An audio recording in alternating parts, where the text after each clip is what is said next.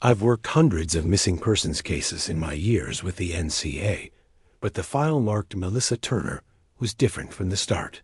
Not because of what it said, but because of what it didn't. No suspicious activity. No witnesses. No signs of struggle. Just a young woman who stopped answering her phone, and a worried mother who couldn't shake the feeling something wasn't right. When I opened the folder, I remember a faint smell of lavender from the paper. Someone must have sprayed perfume over the pages, trying to mask something sour underneath. According to the report, Melissa had been living in Brighton with a flatmate, Helen Ward, 22, described by her landlord as quiet, polite, maybe a little withdrawn. The initial investigator had knocked on their door a week earlier and left after no one answered. The neighbor said they'd seen movement through the curtains, but nothing more. By the time the file reached my desk, it was already 8 days old. Too long. In this line of work, every day that passes without contact turns hope into statistics. I told myself it was probably fine. Maybe Melissa had just gone traveling or lost her phone. But as I read her mother's last message to her, something twisted inside me. Call me, darling. The silence scares me. I drove down to Brighton the next morning. It was one of those pale coastal days where the sky can't decide whether to rain or shine. The address was on a quiet residential street, a row of semi-detached houses that all looked the same. White facades, flower beds, peeling fences. Melissa and Helen's house stood out for being too tidy. The lawn was trimmed perfectly, and the flowers were fresh, though no one had seen either of them for over a week. I rang the bell. After a few seconds, the door opened.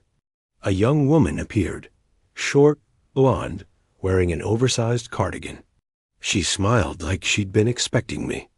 Detective, right? You must be here about Melissa. I introduced myself, showed my badge. Yes, her mother's been worried. I just wanted to make sure everything's all right. Helen's eyes softened with what looked like genuine guilt. Oh, of course. I should have called her back. I've just been so busy taking care of Melissa. She's been ill for days, poor thing. I asked what kind of illness. She hesitated, then said, something viral, I think. Exhaustion. She's been sleeping a lot. There was something about the way she said sleeping that made my stomach turn. May I come in? Of course, she said, stepping aside. But please be quiet. She's resting. The house smelled like lemon cleaner and something faintly metallic beneath it. The living room was spotless. Too spotless. No shoes, no cups, no clutter. Every surface gleamed.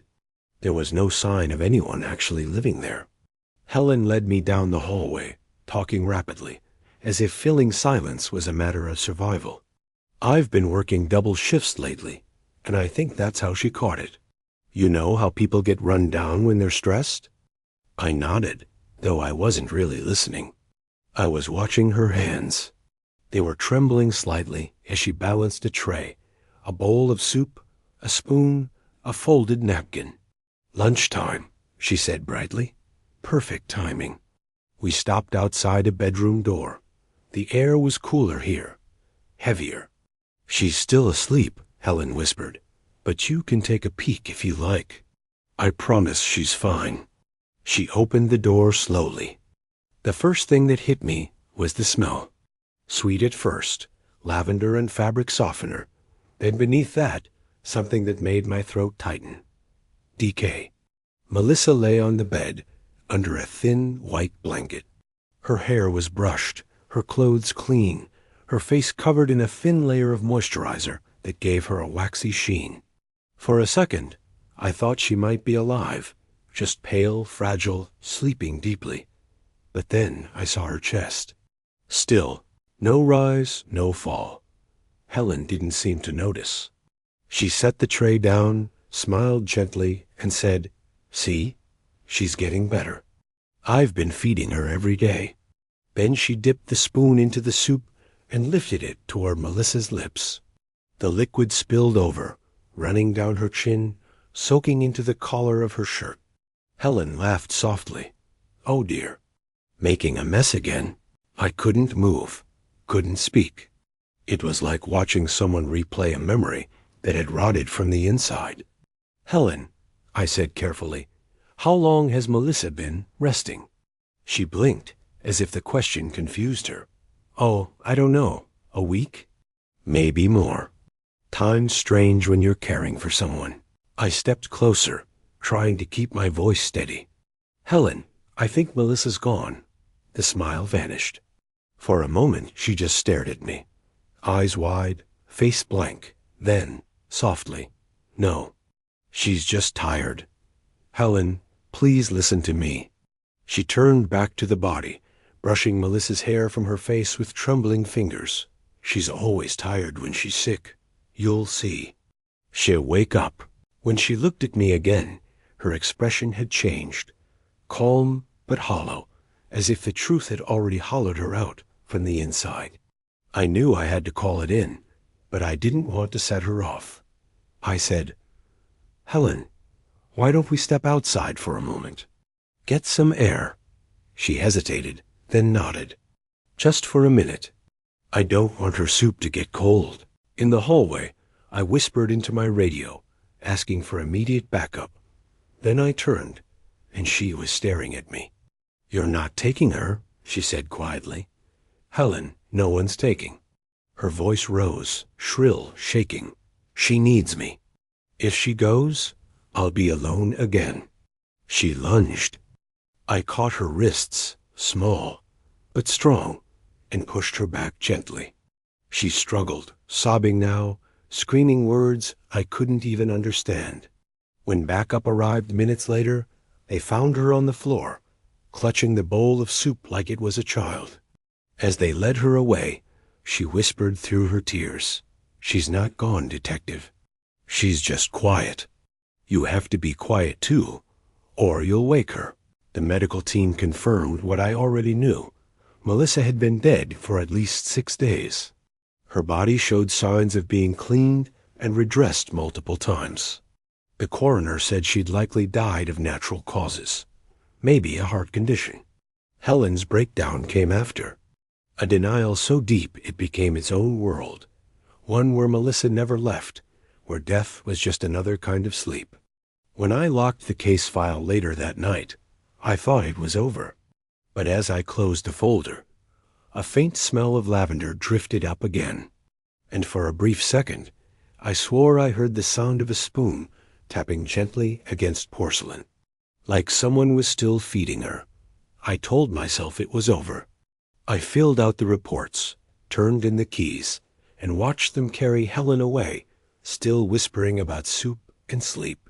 But that night, I couldn't stop hearing the sound, that quiet, wet drip from her spoon, hitting the edge of the bowl.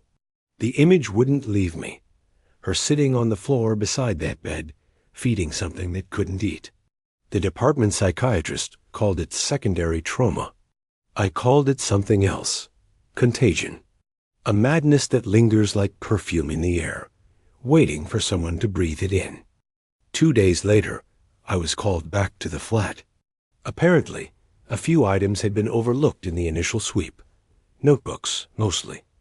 Helen's journals. The property manager met me there, pale and jittery.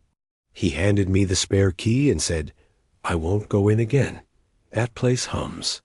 When I asked what he meant, he just shook his head and left. The house was colder now, though every window was shut. It didn't smell like death anymore, just antiseptic and lavender. But something about the air felt wrong, like the silence was listening. I made my way upstairs. The bedroom door was open this time, the bed stripped bare. The walls were freshly scrubbed, yet faint stains remained, round marks where the bowl had been placed again and again. On the dresser sat a small notebook. Its cover was sticky with residue from tape, pages swollen from moisture. I opened it carefully. The first entry was ordinary, grocery lists, reminders to buy moisturizer. But as I flipped forward, the handwriting began to slant, letters trembling, ink pressed too hard. She's quieter today. I think the fever's changing her. Sometimes she doesn't breathe for a long time, but then she does again, so I know she's still here. He came last night, the one with the long shadow. He told me to keep feeding her. I stopped reading. Outside, a car passed, headlights sweeping across the window, and for a moment I saw a reflection that didn't belong to me. Someone standing just behind my shoulder. Too close, too still. When I turned, there was no one there. I bagged the notebook and headed downstairs, but as I passed the kitchen, I froze.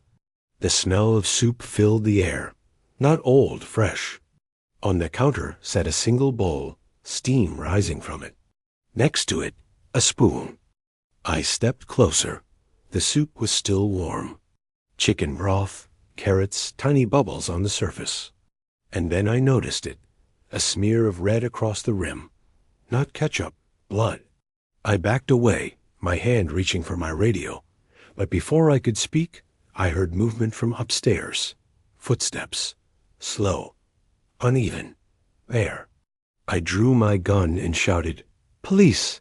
Identify yourself." No response. Just that steady rhythm. Step, drag, step. I moved toward the stairs, my pulse hammering. At the top landing, the air seemed to thicken, as if the whole house was holding its breath again. Then, a voice, faint, childlike. "She doesn't like when you shout." My throat went dry. "Helen?" Silence. "She's sleeping. You'll wake her." The voice came from the bedroom. I swung my light through the doorway. Empty. The bed stripped, the walls bare. But in the corner, the air shimmered slightly, like heat above asphalt. Something moved behind it. The faint outline of a woman, head tilted, smiling. Then it was gone. I reported the incident as auditory and visual stress responses. No one questioned it. They all assumed it was the job getting to me. Maybe it was. But that night, I got a call from the hospital. Helen had attacked a nurse during evaluation. When they found her, she was kneeling on the floor of her cell, whispering softly and stirring something invisible in her hands, like she was mixing soup that wasn't there. They said she kept asking one question, over and over. "Has she eaten today?" They sedated her, but she wouldn't sleep. Her eyes stayed open, watching the corner of the room, murmuring to someone no one else could see. Before the line disconnected, the nurse added quietly, "She said your name, Detective." I visited Helen the next morning. The staff led me to a white room, walls padded, lights dim. She sat in the corner, knees to chest, lips moving silently. When she saw me, she smiled. "Alan," she whispered. "She's been asking about you." "Who?" "Melissa." "Helen," I said carefully. "Melissa's gone." She tilted her head, her smile widening until it didn't look human anymore. Then why do I still hear her breathing? The temperature in the room dropped. I swear I could see her breath in the air. Then she leaned forward and said, "You heard it too, didn't you? The spoon, the soup, the way she whispers when she's hungry." I couldn't speak. My mouth had gone dry. Helen giggled, low and rasping. "She likes you. She said you should stay for dinner." I turned for the door, knocking for the guard, but when I looked back one last time, she was no longer smiling. She was staring past me, eyes fixed on the mirror in the observation wall. Her lips moved soundlessly. Later, when I reviewed the recording, I slowed the footage and read her lips frame by frame. She wasn't talking to me. She was talking to her reflection. And what she mouthed was this: "You shouldn't have come back." I left the hospital and drove until I saw the sea. Sat there for hours, watching the tide crawl in. Every time a wave crashed, I swore I heard it again, that soft, steady sound of liquid being stirred. When I got home that night, the smell of lavender hit me the second I opened the door. On my kitchen counter sat a single bowl of soup, still warm. 3 weeks passed. They said Helen stopped eating. She wouldn't speak. She just sat there in that white room, staring at the wall and smiling faintly, like someone listening to music no one else could hear. They said I didn't have to go back, but I did. Maybe it was guilt, or maybe I just needed to know the truth. Why, every time I closed my eyes, I still smelled lavender and heard a spoon tapping porcelain. The house on Rose Hill Street had been cleared, scrubbed, and listed for rent again. The new key turned smoothly in the lock. The air inside was colder than I remembered. Not the natural kind of cold, the kind that feels aware. My footsteps echoed sharply as I crossed the hallway. The wallpaper had been replaced, the floor sanded clean, yet the shape of the house was the same. Narrow corridor, low ceiling, every sound carrying like a whisper. I made myself walk upstairs. The bedroom was bare now. No bed, no curtains, just 4 white walls and that lingering scent of antiseptic trying to smother something older. I told myself I was there to make peace with it, to stand in the room one last time, breathe, and leave. Then I noticed something strange. In the far corner, the paint looked slightly darker. A faint patch, circular, like a shadow where furniture used to stand. When I crouched down, I saw it wasn't paint. It was damp. And from somewhere behind the wall, I heard it. Drip, drip, drip. Slow, measured, deliberate, like a spoon against a bowl. I found the source easily. The sound came from a loose panel near the floorboards. It took only a small pull to pry it open. Behind it was an empty cavity, almost empty. Someone had left a bowl inside.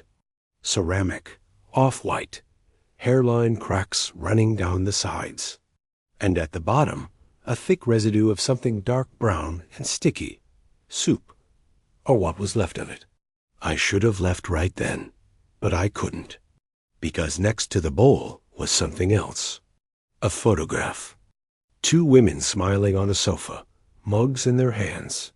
Melissa and Helen. Except when I turned it toward the light, I saw a third outline behind them. A faint smudge shaped like a person standing between the two. Long, thin, the face stretched too high, almost touching the ceiling. I dropped the photo. The house exhaled. I swear I heard it, that slow, shallow breathing filling every room at once. She's quieter today. I think the fever's changing her. The words from Helen's notebook whispered back through my mind, and I realized I could hear them now from upstairs. The corridor groaned as I climbed. The sound wasn't just in the walls anymore. It was inside them, moving. I reached the landing and froze. The bedroom door, which I'd left open, was now closed. Behind it, silence. Then the faintest noise, like fabric shifting, someone sitting up in bed. I reached for the handle. My hand was shaking. When I turned it, the door creaked open slowly. And there she was, Melissa, or what was left of her. She sat upright on the stripped mattress, eyes open, head tilted slightly to the side. Her lips were dry, cracked, but stretched into something almost like a smile. The skin around her mouth was bruised purple, and on her chest, faint bruises formed the shape of fingers, small, delicate, like someone had been holding her there night. I stepped back, breath catching. Then I heard another sound behind me, a soft footstep. Helen, standing in the doorway, hospital gown streaked with mud, eyes hollow and shining. She looked thinner, smaller. But her smile hadn't changed. She was hungry, she whispered. You left her alone. Helen, how did you? She called me. Her voice was calm, gentle, almost loving. She said the room was cold, that you'd taken her blanket.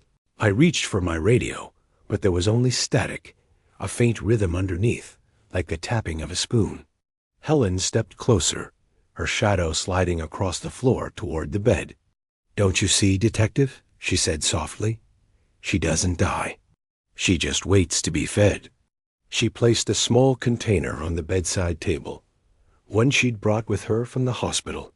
The smell hit me before I saw it. Soup, warm, chicken broth and carrots. Helen dipped the spoon and stirred. Each turn of the spoon made that same sound that had haunted my dreams. "Stop," I whispered. "She's gone, Helen." "She's listening," Helen said. "Don't wake her." Then she turned toward me, eyes black, pupils wide, face twisted in something like devotion, and said, "You should eat too." The spoon clattered to the floor as the bowl tipped. Soup spilled over Melissa's lap, steaming, and Melissa moved. Just slightly. Her fingers twitched, her lips parted. A low breath escaped her mouth, long and wet, the sound of something filling with air after years of silence. Helen fell to her knees, sobbing with relief. "See? She's better now." I backed toward the door, heart pounding, trying not to lose my balance. Then Melissa's head turned. Not fast, just a slow, dragging motion until her eyes met mine. They weren't empty. They were aware. She smiled. "You're next," she whispered. The light bulb burst. I don't remember leaving the house. All I remember is the sound of my shoes on the pavement, running, the wind in my ears, and that soft, steady sound behind me, stirring. They found Helen's body the next morning, collapsed beside the bed, face pale, hands clasped as if praying. Melissa's corpse was still sitting upright, but someone had cleaned her face, combed her hair, changed her clothes. There was no sign of forced entry. They called it psychotic suicide following traumatic stress. I didn't argue, but I never filed my last report. Because sometimes, when I'm alone in my flat at night, I still hear that same faint tapping through the wall, like someone gently stirring soup, waiting for it to cool. And if I listen too long, I can almost hear her voice again, whispering softly. "Don't let it get cold, Alan. She hates it when it's cold." If you made it all the way to the end, thank you for listening. If this story gave you chills, or made you glance at the shadows just a little longer, then don't forget to like the video and subscribe to the channel for more stories that stay with you long after the lights go out. Until then, keep your doors locked, keep your lights low, and if you ever hear a spoon tapping in the dark, don't follow the sound,